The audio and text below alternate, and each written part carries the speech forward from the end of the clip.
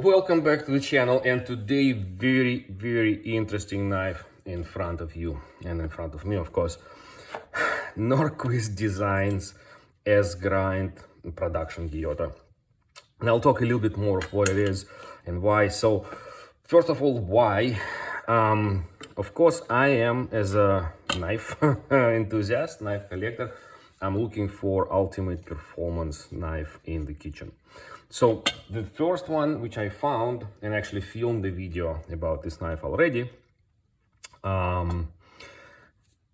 but I don't want to upload it yet because I really want to compare those knives. Ultimate performance here comes from three things: convex grind, zero edge, very good steel, and it works like this. It's M390 steel, 62 HRCs, amazing performance. This knife has a very similar attributes, but it achieves that performance from a different angle. Instead of being convex grind like this knife, it is hollow. It has this hollow part in the middle of the blade. It's what we, the knife people, we call it S-grind. Meaning like this S, it's like a wave on both sides of the knife. So you have this hollow portion, which you have to make somehow. And again, when we say performance, it means that, first of all, it performs very well when it's cutting, and there's a lot of very good food release, doesn't stick, cuts really well. This knife also has a zero edge concept, or almost like a zero edge concept, so it does cut really well, does perform really well. So this is my intro to this video. In this video, it will be long. I will not show any cut tests of this knife or this knife. I will make a separate video where I will compare, for example, how a regular knife performs towards comparing to this knife and comparing to this knife. So it will be like a cut test video, which I will make hopefully very soon.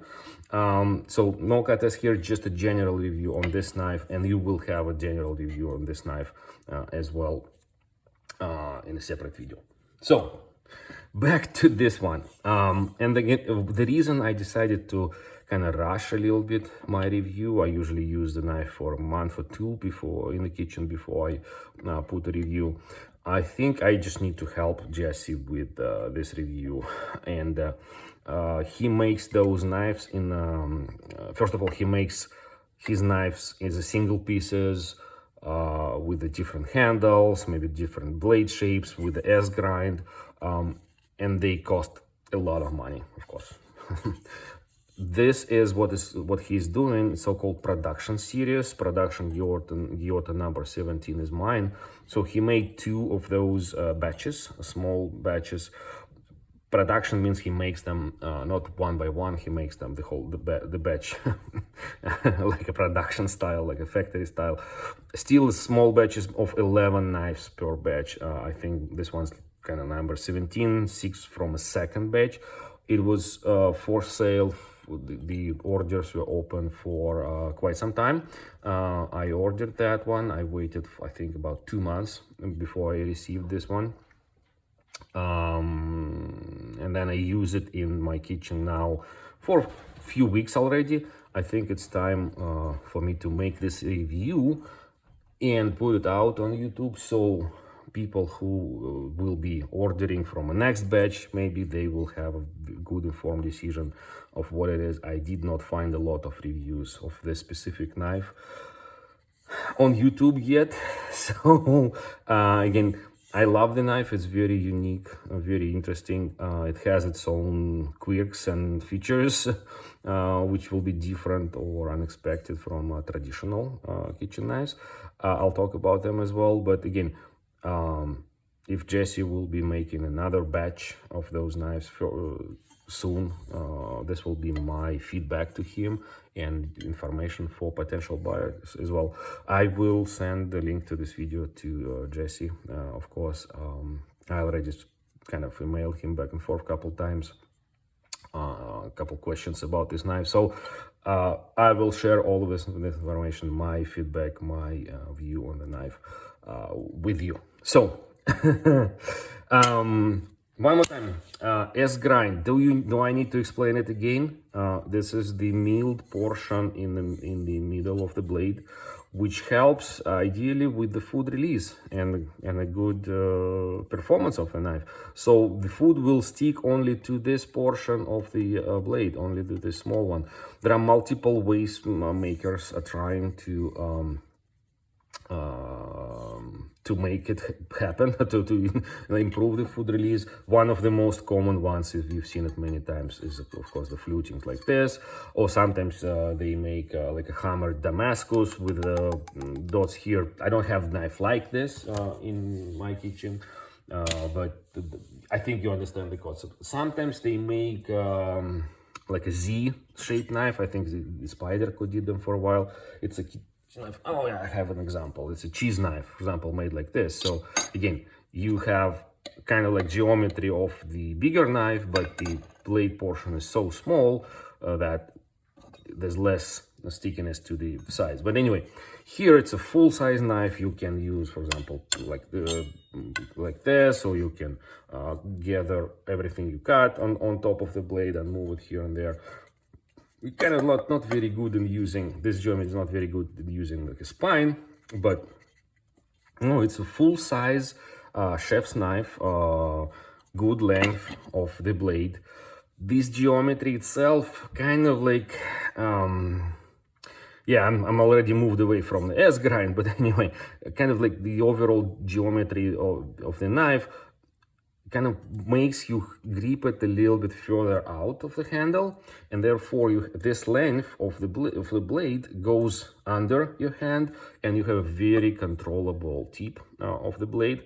You can fine chop the onion or garlic or whatever you're doing. Again, with the balance of the knife being up there. Again, this is the balance. This is the balance point of the knife. You kind of grip it, as I said, further towards the blade, and you have very good controllable either push cuts or rocking moves. Not super cool for the rocking moves because this portion of the blade is kind of like a straight. But anyway, very, very good feelings when you cut it. You don't feel the weight of the knife, even if the weight is coming from a relatively thick spine of the blade. And again, with the S grind, it's kind of have to go thicker here. So you're getting what? You're getting like, if you do something like this. So if those are cuts outs, then that's how it goes. Anyway, trying to explain you with the fingers the geometry. So S grind, very interesting feature. Look at the Jesse's website. Look how he explains it. I will put the link there. I'll try to show it to you. I think you should be able to see through the camera that it kind of like a thins out in the middle here, and then also it has a very, very very thin edge. So it does cut really well. So materials, how it's made. 52-100 steel, not stainless. We'll talk about it. Cerakote everywhere. Very interesting solution. So Cerakote should help with maintaining the it will be kind of like a scratch resistance as well. So I do have a couple of Cerakote knives, just to give you this one knife I use a lot. It's one of my pocket knives. You see that Cerakote kind of like prevents it may have some marks, but still it does look quite well. Or maybe something like this. Protect Cerakote on top of 154 cm steel. Nice looking nice looking thing. It just looks black with the black handle, black shift. Very nice. Sometimes it's not quite common for kitchen knives. Sometimes we see this diamond like ceramic DLC coat. I don't know what's better, to be honest. They look a little bit different. This one looks a little bit shiny, right? Does have a good food release by itself, this diamond-like ceramic DLC coating. So that's just for you, for information to compare how they look. Both of those things are, unfortunately, they make knives more expensive because it's a process to make it. But anyway, if you know the difference, what is better, what is worse, please put that in the comments. For us, it's just important to know what it is at the moment. And then finally, from a materials point of view, very interesting handle. First of all, very, very good shape. I kind of like enjoy the shape. I enjoy that this handle has a little bit like a kind of like a hump here. I usually like it. Like a hump here. Usually like it so I can control the knife. I can feel it better. Good lines here and there. A little bit of bird's beak to control it. This little logo here and. But the main thing which amazes me is this material. It is some sort of carbon fiber composite. I really, really like it. It is, as Jesse is describing on the website, it is very good texture. So you feel the knife very well. Even if it's wet, you still have a very good grip. There's no problem holding the wet knife. It is very, very nice. Feels very, very good in the hand. And then finally, this knife comes with this plastic, or not plastic, it's also 3D printed. By the way, this is 3D printed. I'm amazed by technology. This is also 3D printed. I don't know if it's plastic or the similar material sheath for the knife. And this is how it comes to you with this and the note from Jesse. And that's it, and just a shipping package. So this is what you get as a production knives. I agree with everything he says here. Very good recommendations. So let's talk about what I think is not perfect with this knife. A little bit of critiques for the knife, and then we'll wrap up with the final conclusion. So first thing, I do not like, usually I don't like those plastic sheaths. I think they are kind of, if it rattles even a little bit in here, then if you use this plastic sheath for storage in a drawer or something like this, it may damage your edge. Little by little, it may. So I am not happy with this sheath, but I knew what I'm getting, right? So I usually make for my knives something like this, like leather sheaths, even if they rattle, but they don't. There's more friction here.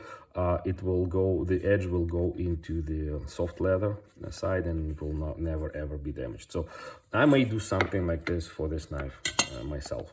I'll find some black leather and we'll make it. So that's thing number one. Thing number two, maybe I'm getting the rattling problem because it's not perfectly fit. On the picture on the website, there's no gap here.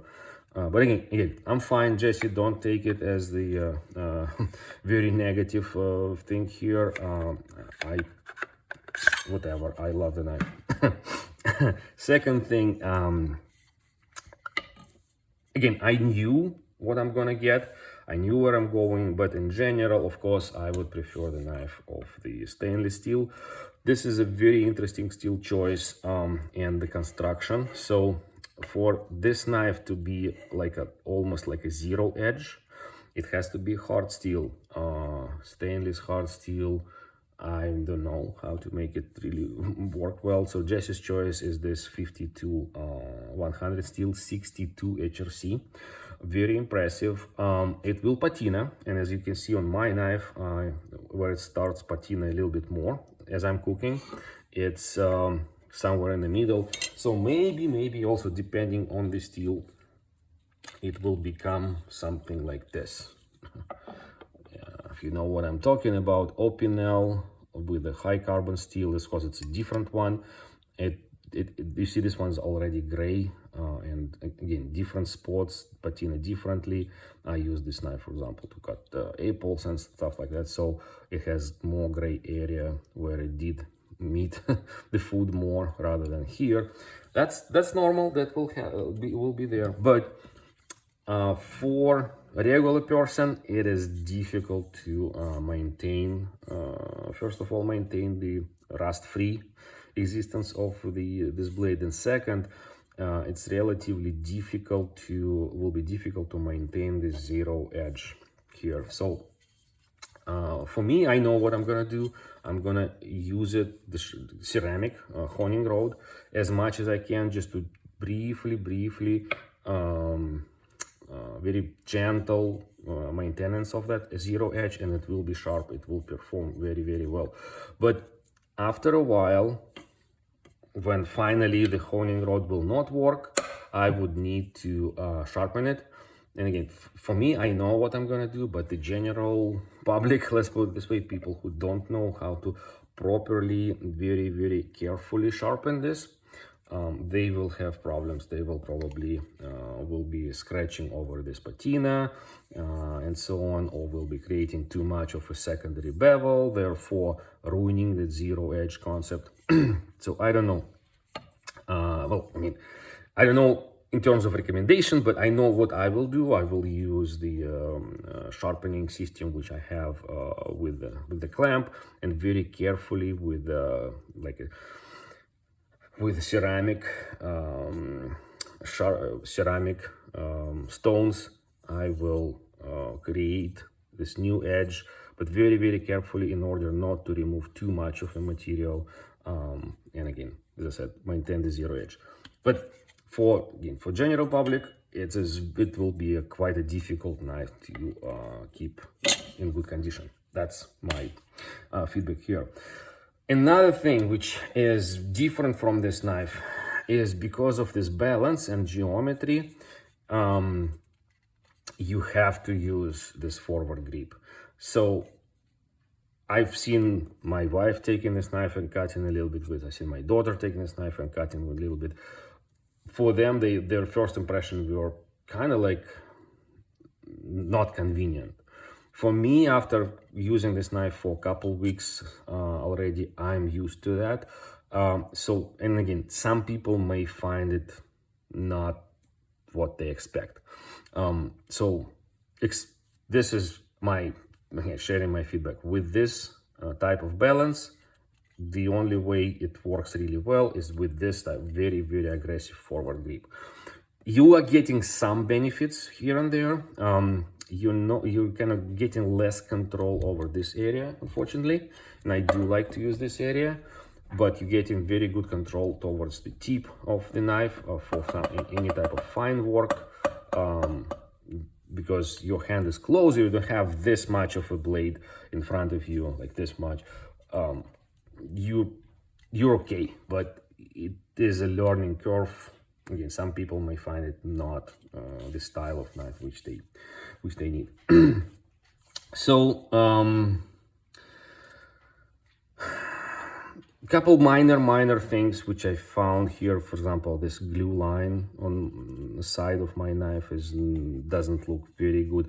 I would maybe even recommend making some sort of very simple bolster here, maybe something like this is those knives guys are doing.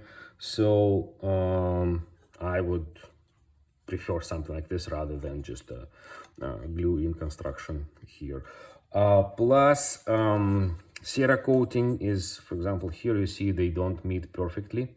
There's a little bit of the angled. Again, all of those knives are handmade. I understand they cannot be done absolutely perfect, but that's something noticeable. And finally, also with this geometry and the zero edge, those tips, I'm really worried about the tip here, and I'm really worried about the tip here. They will get in trouble even just from a regular use. They will be bent or damaged somehow with this thing. I don't know how to explain it, but if you're not used to the geometry, the first thing which will hit the cutting board will be this edge with this tip, and you can even stick it in or maybe bend or damage it somehow. So I don't know, maybe this one needs a little bit of the curve here. Again, Jesse, you probably used more of those type of geometry knives than me. If you can share your opinion. But so far, I'm still getting used to the shape and trying to avoid hitting anything with this edge as I'm using the knife. So those are my kind of like concerns on the knife in general. If you made it this far into the video, this is my summary. Forget about everything bad which I said about this knife. Forget about all of these concerns, critiques, and wishes and so on.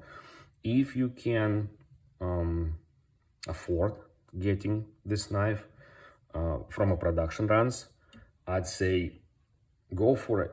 It's very, very interesting. It's very unique opportunity to own something like this, because start looking S grind knife, very good performance. Very difficult to find because they're very difficult to make. Jesse is doing great work in making this knife using very good techniques. Result is amazing. Handle itself is amazing. Blade shape is great. Performance is great. So yes, it's different. It's different and it gives you mixed feelings, especially in the beginning. But now I'm using mostly this knife.